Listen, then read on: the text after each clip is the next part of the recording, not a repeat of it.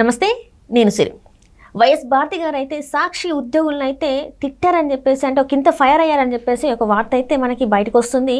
ఎందుకు ఏంటి అంటే వైసీపీకి సంబంధించి అంటే ఏదైతే జరుగుతున్నాయో అలాంటివే కావచ్చు, లేకపోతే ప్రతిపక్షంలో ప్రభుత్వం ఏం చేస్తుందో అలాంటి న్యూస్లు ఏవైతే ఉన్నాయో మన దాంట్లో రావట్లేదు. Hats off to Andhra Jyothi RK అన్నట్టు తను మాట్లాడినట్టు తెలుస్తుంది. ఇంతకు ఎందుకు ఇంత ఫైర్ అవుతున్నారు, అసలు ఏం జరిగింది అనే అంశాన్ని మనకు తెలియజేయడానికి మనతో పాటు ఉన్నారు ప్రముఖ సీనియర్ జర్నలిస్ట్ డివిఎస్ గారు. నమస్కారం సార్. నమస్తే సార్, ఇప్పుడు చూస్తుంటే భారతి గారు ఆర్కే గారిని హ్యాట్స్ ఆఫ్ చెప్పినట్టు అనిపిస్తుంది. ఎందుకు అంటే ఏది జరిగినా కూడా అన్నిటికంటే ముందు ఆంధ్రజ్యోతిలోనే వస్తుంది. సాక్షిలో ఎందుకు రావట్లేదు, మీ పనితీరు ఎందుకు ఇలా ఉందని చెప్పేసి సాక్షి ఉద్యోగుల మీద భారతి గారు ఫైర్ అయినట్టు తెలుస్తుంది. సో ఇందులో అంటే భారతి గారు కూడా ఒకంత టీడీపీ వైపు వెళ్ళిపోయారా, అంటే వాళ్ళకి సపోర్ట్గా మాట్లాడుతున్నట్టు అనిపిస్తుంది. ఇందులో ఎంతవరకు వాస్తవం ఉంది సార్?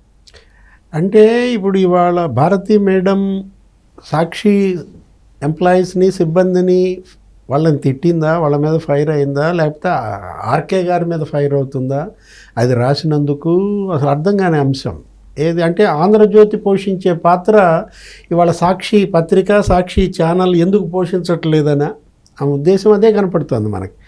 ఏంటి, వైఎస్ఆర్ కాంగ్రెస్ పార్టీ ప్రతిపక్షం, హోదా లేదు.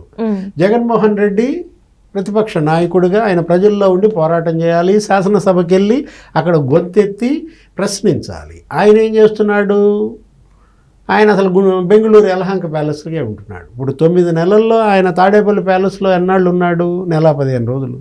అక్కడ 7 నెలల 15 రోజులు అక్కడ నిద్ర.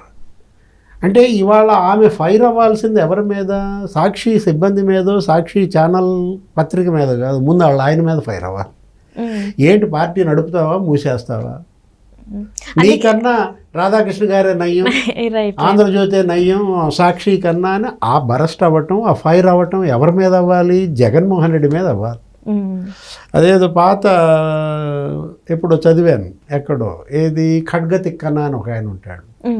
అతను కూడా ఏంటి యుద్ధం చేయకుండా పారిపోతానంటాడు. యుద్ధం చేయకుండా పారిపోతానంటే అప్పుడు వాళ్ళ ఆవిడ ఏం చేస్తుంది, ఒక నులక మంచం, ఒక బిందె, పసుపు నీళ్ళు, అంటే ఆడాళ్ళకి అప్పట్లో బాత్రూమ్ ఉండేది కాదు, ఆ తడిక ఏంటి ఆ నులక మంచం అడ్డం పెట్టుకుని అవి స్నానం అంటే ఇంకా నువ్వు గాజులు దొడుకోమంటది ఇంట్లో కూర్చుని. ఇప్పుడు ఇక్కడ ఆయుధం వదిలేసి పారిపోతుంది ఎవరు, జగన్మోహన్ రెడ్డి. ఆయుధం ఏది, శాసనసభ. ఆయుధం ఎవరు, ప్రజలు. వాళ్ళను వదిలేసి ఆయన పారిపోతుంటే అసమర్థత అక్కడుంటే సాక్షి వాళ్ళని తిట్టుకునేవి లాభం, వీళ్ళు ఏది రాయమంటే అది రాస్తారు. అంటే ఇక్కడ రాధాకృష్ణ గారి విషయానికి వద్దాం. ఆయన ఏంటి, ఆయన తమ్ముడు తనాడైనా ధర్మమే చెప్తున్నాడు. తెలుగుదేశం పార్టీకి వాళ్ళు ఫేవర్గా చేయొచ్చు, జగన్మోహన్ రెడ్డి ఓడిపోవాలని వాళ్ళు కోరుకోవచ్చు, ఎందుకంటే వాళ్ళు బాధితులే. జగన్మోహన్ రెడ్డి మొన్న ఈరోజే చూసే పేపర్లో ఏది దగ్గర సాక్షికే 550 కోట్లు ఏమో దోచిపెట్టారు. తుమ్మ విజయ్ కుమార్ రెడ్డిని పిలుస్తున్నట్టున్నారు. ఏసీబీ కూడా నోటీసు పంపింది, కమిషనర్ ఐఎన్పిఆర్. మొత్తం యాడ్స్లో 5 ఏళ్లలో 42% సాక్షికి ఇచ్చారంట. హైయెస్ట్ సర్క్యులేషన్ ఎవరిది, ఈనాడు. ఈనాడుకి ఇచ్చిందేమో ఏదో 200 కోట్లు ఎంత ఉంటే సాక్షికి 370 కోట్లు ఎంత ఇచ్చారంట. ఆంధ్రజ్యోతికి ఇచ్చింది 23 లక్షలు అంట. 23 లక్షలు ఎక్కడ, 200 కోట్లు ఎక్కడ, 350 కోట్లు ఎక్కడ. అసలు సాక్షి పత్రిక కొనిపించారు వాలంటీర్లతో, ఆఫీసర్లతో, అది ఒక 200 కోట్లు ఎంత ఉంటుంది. వాటన్నిటిపైన వాళ్ళ విచారణలు జరుగుతున్నాయి. అసలు మరి దాని ఎండీగా జైలుకి వెళ్ళాల్సిన పరిస్థితి వస్తుంది. అదే కనుక నిజమైతే ఆ డబ్బు రికవరీ కూడా చేసే అవకాశం ఉంది, రెవెన్యూ రికవరీ యాక్ట్ కనుక పెడితే. ఇప్పుడు ఆర్కే ఏం చేశాడు, అటు జగన్మోహన్ రెడ్డి హయాంలో తప్పు చేసినా ప్రశ్నించాడు, జనం కళ్ళు తెరిపించాడు, దుమ్మెత్తి పోసాడు.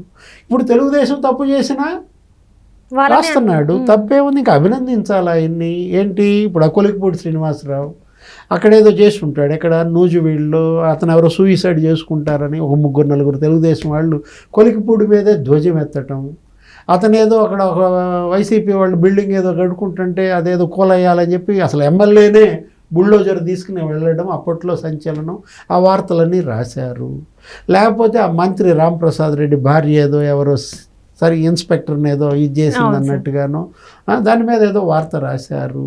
ఎక్కడో దాకేందుకు మొన్న అరవింద్ బాబు నరసరావుపేట ఎక్సైజ్ శాఖ కార్యాలయంలో అక్కడ కూర్చుని నా వాళ్ళని పెట్టుకోవాలన్నది ఏదో బెదిరిస్తుంటే చంద్రబాబు నాయుడు గారు కూడా శ్రీనివాసరావే రైట్. అంటే చంద్రబాబు నాయుడు గారు కూడా ప్రశ్నిస్తున్నట్టు కూడా తన weekend RK with weekend something దాంట్లో కూడా తను ప్రశ్నించారు కదా సార్, ఏమైంది ఏంటి ఎందుకు ఇంకా యాక్షన్స్ తీసుకోవట్లే అన్నట్టు కూడా తను మాట్లాడడం జరిగింది. అంటే సోషల్ మీడియా గురించి, సోషల్ మీడియా ఎలా ఉంది ఏంటి అని దాని మీద అంటే కొంత మనం వెనక్కి వెళ్తే ఆయన కొత్త పలుకు నువ్వు చెప్పేదా రాసే వీకెండ్ కామెంట్ కొత్త పలుకులో అన్ని పార్టీల మీద చర్చిస్తాడు, రివ్యూ ఇస్తాడు. ఏది బీజేపీ మీద ఇస్తాడు, కేసీఆర్ మీద ఇస్తాడు. రేవంత్ రెడ్డి తప్పు చేస్తే దెబ్బతింటున్నావు, మళ్ళీ బీఆర్ఎస్ పుంజుకుంటుందని చెప్తాడు. ఇప్పుడు తెలుగుదేశం చంద్రబాబులో తప్పులున్నా ఆయన దాంట్లో చూపిస్తాడు.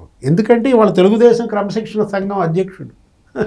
ఒక రకంగా చెప్పాలంటే క్రమశిక్షణ దాటుతున్నటువంటి గాడి తప్పుతున్నటువంటి కూటమి ప్రభుత్వాన్ని గాడిలో పెడుతున్నట్టుగానే చూడాల. ఏంటి జాగ్రత్త పడండిరా నాయన, మళ్ళా గెలవాలి కొలికిపొడి నువ్వు, మళ్ళా గెలవాలి అరవింద్ బాబు నువ్వు. ఈ తప్పులు చేస్తే ఎలా గెలుస్తారు?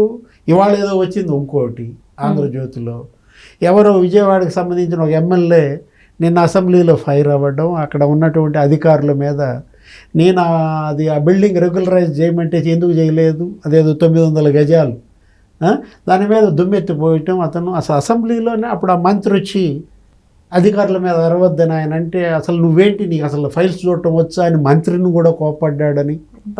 లేకపోతే అతను ఒకటే సమాధానం చెప్పాడు ఆ మంత్రి కూడా, ఏమని, మేము పేదలకు పనిచేస్తాం కానీ బలిసిన వాళ్ళ భూములకు మేళ్ళు చేయం మేము అని అతను తిప్పి కొట్టడం. ఇప్పుడు తప్పు జరిగితే లోపం ఉంటే, ఇప్పుడు ఆ ఎమ్మెల్యే బయటకు వచ్చి లాబీల్లో కూడా ఏదో అరిసినట్టు ఎవరో తీసుకెళ్ళినట్టు వాస్తవం కాదా, నిజం కాదా? ఇప్పుడు నిజం ఎక్కడున్నా నిప్పు లాంటిది, అది ఆంధ్రజ్యోతిలో పడవచ్చు, ఈనాడులో పడవచ్చు. అంటే కూటమి తప్పు చేస్తే ఆంధ్రజ్యోతిలో రాయకూడదనా సాక్షి కోరుకుంటోంది, లేకపోతే ఈనాడు రాయకూడదనా వాళ్ళు కోరుకుంటోంది. మీరెటు రాయటం లేదు, వాళ్ళని ఎందుకు రాయొద్దంటారు? అక్షరమే ఆయన ఆయుధం. ఆ ఏబిఎన్ లోగో ఏంటి, ఆంధ్రజ్యోతి దాని మీద ఉంటుంది కదా ట్యాగ్ లైన్, అక్షరమే రాధాకృష్ణ ఆయుధం అయితే మీరు అధికారమే మీ ఆయుధమా? అధికారం పోయేసరికి మీ ఆయుధం పోయిందని చెప్పి పారిపోతున్నారా? సాక్షి పారిపోవటం కాదు, సాక్షి పేపరు సాక్షి ఛానల్ పారిపోవటం కాదు, ముందు అసలు వైఎస్ఆర్ కాంగ్రెస్ పార్టీ పారిపోతుంది, జగన్మోహన్ రెడ్డే పారిపోతున్నాడు. ఆమె ఫైర్ అవ్వాల్సింది వాళ్ళ మీద, పార్టీ మీద ఫైర్ అవ్వాలి, వాళ్ళ ఆయన మీద ఫైర్ అవ్వాలి, కానీ సాక్షి మీద ఫైర్ అయితే ఏమొస్తుంది?